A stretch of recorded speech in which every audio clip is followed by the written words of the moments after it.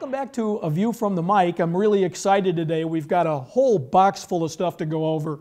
Articles, interviews. But before we do that, I want to remind everybody that we don't want to forget about Week 8 of the NFL.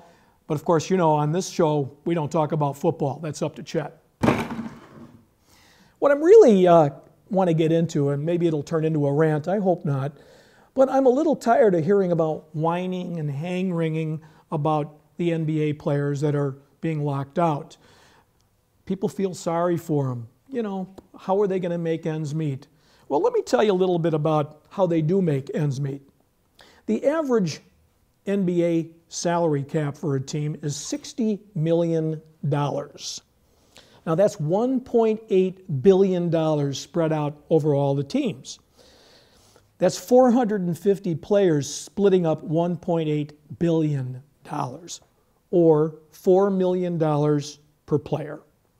Now if you divide that by an 82-game season, that comes out to $50,000 a game if everybody made the same amount of money. Now I know you're still feeling a little weepy.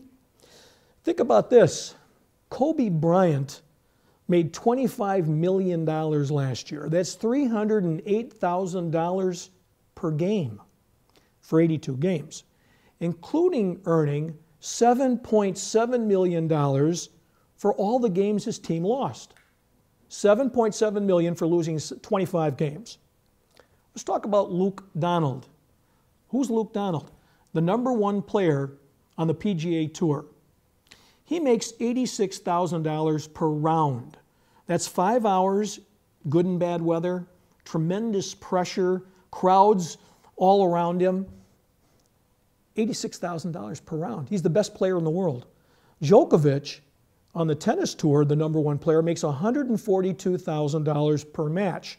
Matches taking anywhere from 2 to 4 hours in baking sun, harassed by people in the stands, running back and forth, burning 10,000 calories, and virtually killing himself for that $142,000. And that's just one match. He's got to play 5 or 6 more to win a championship.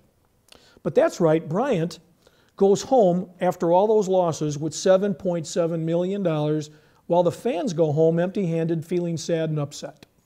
It doesn't seem right. So how about restructuring things a little bit? How about NBA players getting paid for winning, not just for showing up? It works for individual sports. It works for golf. It works for tennis. It works for auto racing. It works for poker. Matter of fact, in poker, you got to bring your own money.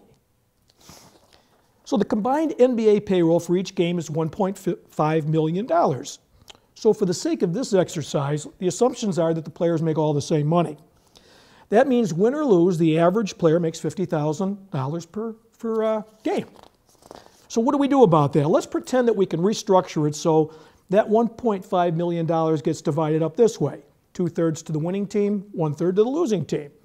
Now, before you start weeping for those players, if a team lost all 82 games, the players would still earn an average of $2.6 million per year.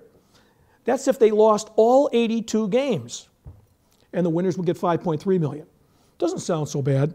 So before you go on a hunger strike for those NBA players, why not boycott their games when they come back?